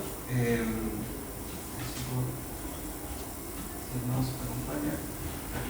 polígono más grande, en este caso una estación de ferrocarriles, que durante la noche está cerrada, ¿cierto? El último tren que conecta, en este caso, Temuco con otras localidades es a las 6 de la tarde, o sea que desde las 6 en este caso podríamos estar hablando de que este sector ya es abandonado. Por lo tanto, hay una experiencia, ¿cierto? Hay toda una atmósfera, ¿cierto?, que se reproduce en este caso de peligrosidad en torno a este sector, ¿sí? Bueno, si hacemos, no estamos haciendo esa revisión, ¿cierto?, pero si hacemos la revisión teórica, ¿cierto?, histórica incluso, acerca de la atmósfera de este sector, podríamos decir que el sector de la Feria Pinto en Temuco es un sector que es fundacional en la ciudad, es el sector en donde la ciudad se fundó, ¿cierto? Entonces en este caso tenemos acá la Feria Pinto, que es este bandejón, que se tendría a ser en este caso como el espacio de interacción social, de venta y compra, de abastecimiento de vegetales principalmente, más antigua de la ciudad, que es fundacional como les mencionaba. Por lo tanto, este barrio que circunda en este caso donde está la Feria Pinto es un barrio que es bastante antiguo, ¿sí? De la población Curapel y otros sectores. Y al ser tan antiguo también es habitado hoy en día, así un espacio que está bastante descuidado, ¿cierto?, deteriorado. Bueno, podemos hacer también el análisis profundo acerca de por qué está deteriorado, pero también representa en este caso un casco histórico que seguramente ustedes también podrán ver de lo que sucede, por ejemplo, en la estación central, de lo que sucede en comunas que en este caso tienen características semejantes a lo que está sucediendo acá. Durante el día entonces tenemos la Feria Pinto, que sería este bandejón, estos tres bandejones, que abre desde las 8:30 de la mañana aproximadamente y cierra a las 5 de la tarde. Ya no existe, o sea, existe materialmente, pero está cerrado. Acá estaría en este caso el terminal de buses rurales, ¿sí?, que también a las 8:30 de la noche es el último bus que conecta Temuco con zonas rurales. Por lo tanto, hasta esa hora hay bastante movimiento. Abajito, no se me pierde, pero abajito del terminal de buses rurales, acá, ¿cierto?, está el eje Balmaceda, que durante el día es solamente un estacionamiento de vehículos, ¿sí?, es un estacionamiento privado, que en este caso obviamente es para que los clientes de estos lugares, de estos bandejones, puedan llegar a consumir. En este lugar también hay supermercados, bueno, hay una oferta bastante grande, en este caso, de productos y servicios. Versus lo que sucede de noche, los supermercados que estaban acá están cerrados, la Feria Pinto está cerrada, el terminal de buses está hasta las 8:30. Entonces, básicamente, en este caso podríamos decir que no existe actividad en este barrio. Pero, ya lo mencionaba, desde las 5:30, 6 de la tarde empieza a ocuparse todo el bandejón de Avenida Balmaceda, y se ocupa en este caso por camioneros y personas que en este caso ejercen el comercio en la vía pública, son trabajadores callejeros. Para ellos no son trabajadores callejeros ni ambulantes, simplemente son trabajadores. pero se toman todo, se apropian en este caso, ¿cierto?, de todo el bandejón de Balmaceda, vendiendo distintos tipos de productos. Podemos observar que se transforma, ¿cierto? Se transforma este espacio público que tiene una connotación bastante relevante en el imaginario de lo que es, en este caso, la ciudad de Temuco, por lo que representa en este caso, y como ya les mencionaba, este lugar, al ser un espacio que está bastante degradado en general, es considerado bastante peligroso. De hecho, la gran mayoría de denuncias por delitos, hurto, lanzazo, etc., representan a este sector. Cerca del 70% de las denuncias, hasta el año 2022, el 70% de las denuncias que se hacían en Temuco representaban a este sector. ¿Ya? Durante la noche, además, aquí hay un numerito, ese de acá, este lugar es el lugar donde lo habitan personas sin hogar, ¿sí? Donde hacen fogata, donde hacen pernoctan, ¿cierto? Y en este caso también tienen de una u otra forma algún tipo de trabajo con la gente que trabaja en la feria, en la noche, ya sea haciendo aseo, cargando, ¿sí?, ayudando de distintas maneras, como también hay otros que obviamente no lo hacen, ¿sí? Entonces podemos ver acá en este caso cómo se transforma las dinámicas sociales y las interacciones que suceden en un territorio particular. Esta cartografía la realizamos entre marzo y septiembre de este año, y que muestra en este caso cuáles son los lugares que son más ocupados en este mismo perímetro, ¿sí? Y además, hay otra cartografía, pero no la incluí acá. Hay lugares, obviamente, que son mucho más ocupados. Por ejemplo, lo que corresponde acá, donde hay mayor intensidad, corresponde a un espacio que es el estacionamiento privado, que al estar vacío permite en este caso la ocupación de los camiones completos dentro de este estacionamiento. O sea, todo el bandejón es ocupado, versus todos otros lugares que se estacionan en las orillas de la calle, ¿sí? Bueno, obviamente ocupan distintos dispositivos, hay camiones, hay camionetas, hay triciclos, ¿cierto? Hay distintos dispositivos, claro, de supermercados, ¿sí?, por supuesto, que en este caso ocupan la vía pública, y en este lugar se ubican en este caso los camiones más grandes, que son los vendedores de papa, ¿sí? Se ubican cerca de 6-7 camiones en este caso que están completamente separados de la otra, ¿sí? Entonces también hay elementos ahí que son relevantes de poder comprender sobre las interacciones que se generan.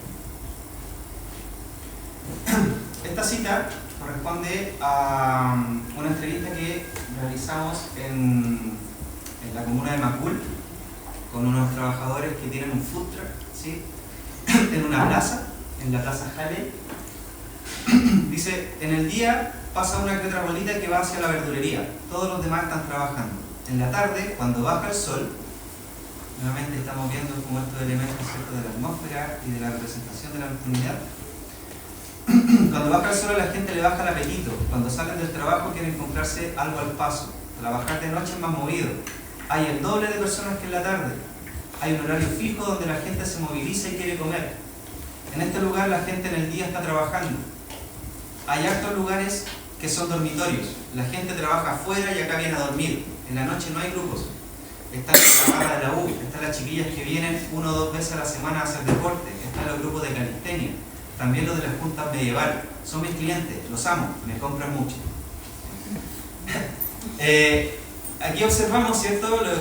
Esta cita me parece bastante interesante porque, bueno, nos dice cuál es el sentido de trabajar de noche, ¿cierto? Es el cambio de ritmo, nuevamente. Yo trabajo de noche porque durante el día, si trabajara acá, no tendría clientes, ¿cierto? Entonces yo trabajo de noche porque mis clientes llegan en la noche, llegan del trabajo, llegan de la universidad. Entonces, lo que para uno podría ser el horario laboral tradicional que todos conocemos en general, y cuando hablamos de trabajo siempre pensamos el trabajo en una jornada laboral que es hasta las 5:30, 6, 7 de la tarde. Pero para esta gente la jornada laboral es completamente distinta, ¿sí? La jornada laboral en este caso se configura a la luz, en este caso, del cambio de ritmo, y trabajan de noche, ¿cierto? Y es interesante en este caso, a diferencia de lo que estás planteando tú, ¿cierto?, en este caso que es en una comuna, ¿cierto? Es una comuna denominada dormitorio, ¿sí? Porque a diferencia de lo que sucede en este caso en Tobalaba, ¿cierto? Esto es un carro food truck, ¿ya? La gente con la cual interactúa tiene un paño, ¿cierto? Tiene un paño, tiene un mecanismo, ¿cierto? Un dispositivo de venta, ¿cierto? Quizás más precario, ¿cierto? Yo le llamaría más ingenioso, ¿cierto? En el sentido de que les permite en este caso poder tomar sus cosas e irse rápidamente en caso de que llegue algún tipo de confiscación. Pero en este caso esta gente puede estacionarse, o sea, tiene un camión metido en el camión. Y es un camión en este caso, un food truck, como se le denomina, un carrito de comida, que tienen permiso. ¿Sí? O sea, aquí no estamos bajo esta otra noción que hemos estado discutiendo acá, ¿cierto? De la persecución o de que no tengan permiso, sino que esta gente tiene permiso. Se pasan un poco de los permisos, obviamente, porque la regulación les dice pueden trabajar hasta cierta hora, pero ellos los fines de semana están hasta las 2 de la mañana, 3 de la mañana. Y además hay otra dimensión acá que no está mencionada directamente, pero también tiene que ver con las posibilidades que ofrece el trabajo nocturno, en tanto las posibilidades de labores de cuidado, ¿sí? Varias personas con las cuales he trabajado y he estado conversando trabajan de noche o mencionan, explicitan que trabajan de noche precisamente porque es compatible con labores de cuidado, ¿sí? O sea, trabajar de noche les permite llevar a sus hijas, ¿cierto?, a sus jardines infantiles, al colegio, ayudar a hacer tareas. Entonces pueden trabajar de noche, muchas veces les dejan acostadas, ¿cierto?, o al cuidado de sus hermanos mayores, y pueden en este caso salir a trabajar un par de horas de franja horaria de la noche, ¿sí? Y con esto ya voy a ir cerrando. Aquí estoy hablando en este caso, entonces, de la noche como un espacio para la contemplación. Ya lo mencioné al inicio. La noche en este caso es un espacio temporal, ¿cierto?, que permite hacer ciertas cosas que durante el día no. ¿Sí? Entonces, muchos de los relatos, muchas de las experiencias de las personas que trabajan de noche mencionan que la noche también es un espacio de resistencia, ¿sí? Es un espacio que les permite a ellos proponer algo distinto. Acá hay una cita que no se lee muy bien ahí, pero la voy a leer acá. Dice: en la noche nadie nos molesta. Durante el día andan pasando partes a todos los que ocupan la vereda, pero acá, de noche, podemos estar tranquilos. No necesitamos permiso. Esto me lo dice Rosita en Temuco, apuntando a su alrededor, ¿cierto? Como que hay una noción del espacio, ¿cierto? Me dice Rosita apuntando a su alrededor, donde hay por lo menos 100 personas con camionetas, camiones o triciclos vendiendo sus productos en la calle, en donde en el día sería imposible debido al ajetreo de este lugar. ¿Sí? Ya lo mencioné hace un rato, o sea, la Feria Pinto, en el eje de Balmaceda, es imposible ocuparlo de día porque es un espacio de tránsito, es un espacio donde paran los buses paran las micros, hay un estacionamiento, la gente circula. En cambio, en la noche, ese espacio que es, comillas, inhabitado, ¿cierto?, es rehabilitado y adquiere en este caso un sentido completamente distinto. La noche cobra relevancia en tanto es el momento del día en que se dejan pasar ciertas cosas. Existe un ambiente social más permisivo a la vez que se permite la revolución interna entre quienes ocupan la calle, ya que comparten ciertos valores asociados a la calle y la noche. Asimismo, como estoy pensando en el eje de Balmaceda, asimismo como yo les mencionaba de que hay una representación de este lugar que es bastante inseguro, la gente también es consciente de que si ellos no estuvieran ahí, no estuvieran trabajando en este espacio, sería aún más inseguro, ¿sí? Porque ellos ocupan el espacio, ocupan ese bandejón, que, digámoslo, al ser un barrio, en este caso está deteriorado, ¿sí?, en términos de mobiliario, luminaria, etc., es un lugar que durante la noche es bastante peligroso. O sea, cuando uno sale de esa feria, cuando uno sigue caminando por Balmaceda, se encuentra con un lugar completamente oscuro y es peligroso. Además, porque también es habitado por sujetos, ¿cierto?, por personas, en este caso, que también provocan una sensación de inseguridad. Entonces, en este caso, estas personas saben que al habitar este espacio, al trabajar en este bandejón, tienen que cuidar, en este caso, esta posibilidad de trabajo. Me sucedió también con una persona que trabaja afuera del Duoc UC en Maipú, que es una señora mayor de edad, ¿cierto?, que trabaja hace 10 años afuera del Duoc UC vendiendo pizzas, empanadas y otras. Y ella dice: yo acá no me relaciono con nadie porque si me relacionase con alguien, automáticamente sería marcada como una persona que realiza actos delictivos, ¿sí? Entonces ella prefiere trabajar sola, ¿cierto? Porque sabe que de esa manera no va a tener problemas ni con Carabineros ni con el municipio. Entonces ella sabe que en este caso la noche es permisiva, o sea, al frente de donde trabaja esta persona hay una plaza y un bandejón, muy parecido al bandejón de Balmaceda, en donde hay gente consumiendo cosas, ¿cierto? Carreteando en horario de clase, ¿cierto? De clase vespertina. Pero entonces esta señora sabe que ella tiene que mantener cierto orden, ¿cierto? Porque de otra forma a ella la sacarían de este lugar. Y a todo esto es lo que Pita, Perelman y otros también, ¿cierto? Es lo que comprenden en este caso la noción de los ilegalismos tolerados, que son estos espacios de negociación que usualmente se establecen con los espacios gubernamentales, en donde se sabe que no está permitido realizar ciertos tipos de actividades, ¿cierto? Como, o sea, es una actividad ilegal, ¿cierto? Pero es tolerada en estos espacios de negociación.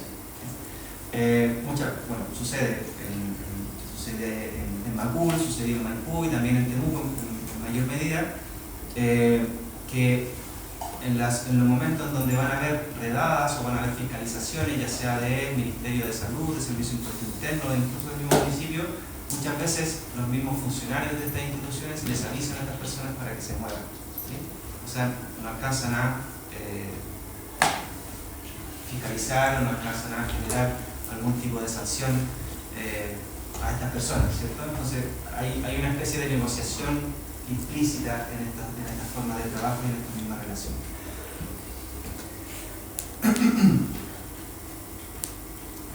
Algunas conclusiones. Y con esto cerramos.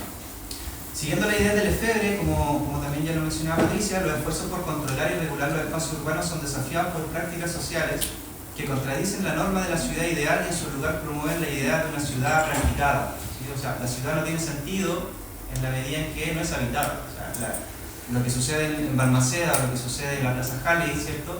Son espacios que durante la noche tendrían un sentido completamente distinto si estas personas no existieran, ¿sí? O sea, esta feria nocturna o estos food trucks, ¿cierto? Adquieren un lugar especial en la experiencia de las personas que se vinculan e interactúan con estos dispositivos.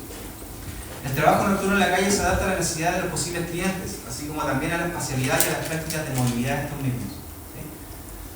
La resistencia está dada por la comprensión del contexto y la conformación del paisaje alimentario, en este caso particular del food truck, otorgando identidad y significados locales a las formas de consumo de alimentos como forma alternativa de consumo. Y finalmente, la noche o la nocturnidad representa un espacio de tolerancia y resistencia en el que las relaciones de poder gubernamental se tornan más difusas, intolerantes frente a lo que podría ser, comillas, equidad. Muchas gracias.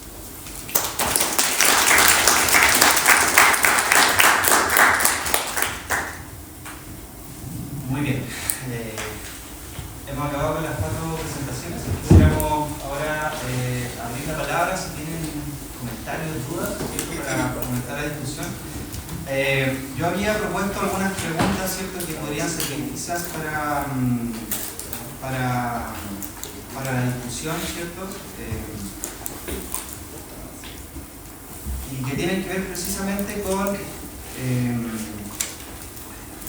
se las dejo a ustedes también, quizás se las puedan responder o dar pie para otras preguntas, ¿cierto?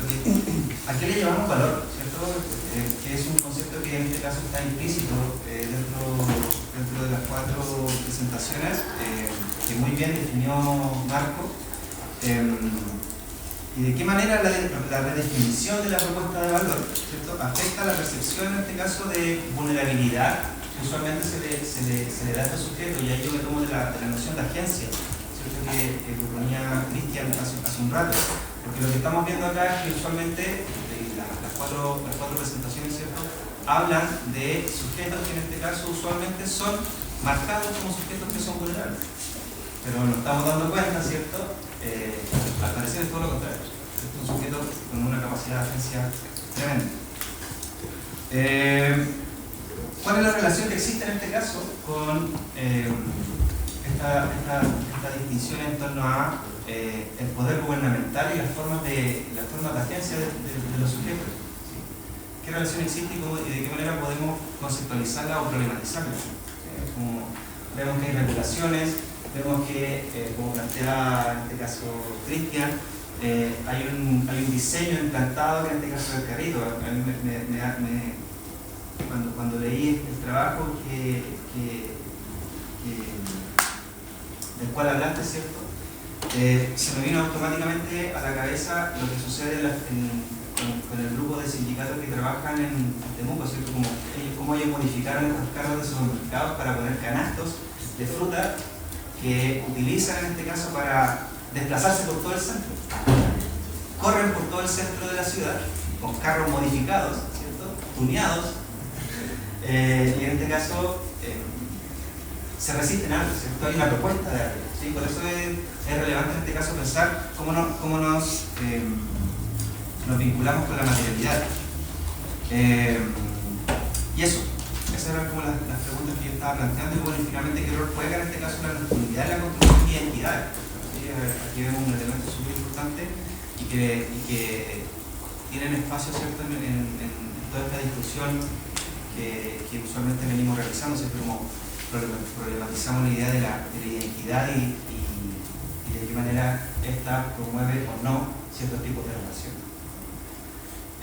Abrimos la palabra, si alguien quisiera mencionar. Sí, yo tengo una pregunta, porque mencionaron bastante esto como no alcanza con la idea de informalidad, ¿no? Como el ganarse la vida no alcanza con la informalidad, un poco también está implícito, yo creo, en la discusión que tenemos sobre la idea de valor, del valor marxista, ¿no? Entonces, tengo la pregunta de respecto a qué noción de informalidad están utilizando para plantear esa discusión, porque, claro, tiendo a entender por lo que escucho que se refieren un poco a la visión como más economicista implícita en la idea de informalidad. Pero la verdad que la idea de informalidad, o sea, tú mencionaste la cifra del trabajo informal, pero si uno piensa en sector informal está pensando en cuestiones totalmente distintas, pero además en ambos casos, cuando uno piensa en la informalidad, no hay una contraposición en la idea de informalidad a la idea de trabajo y a la idea, por lo tanto, de agencia en el trabajo o a la idea de el sentido del trabajo, ¿no? Entonces, le pregunto porque me llama un poco la atención esa discusión, como si hubiese, lo que yo percibo, ¿no? Y por eso la pregunta, es que hubiese así como una especie de discusión con un sentido del trabajo que hubiese en la cuestión de informalidad que no contempla la agencia de los sujetos, la voluntad de los sujetos, que finalmente en un contexto capitalista igual tienen que tomar decisiones y tienen una agencia dentro de un marco económico determinado. Entonces, pero es un poco la pregunta, desde ese lugar que les escucho y digo, uy, pero si el trabajo implica que uno también decida, se supone que es como, o sea, estamos totalmente explotados y qué sé yo, pero finalmente hay una decisión dentro de las posibilidades de trabajo que tenemos, ¿no?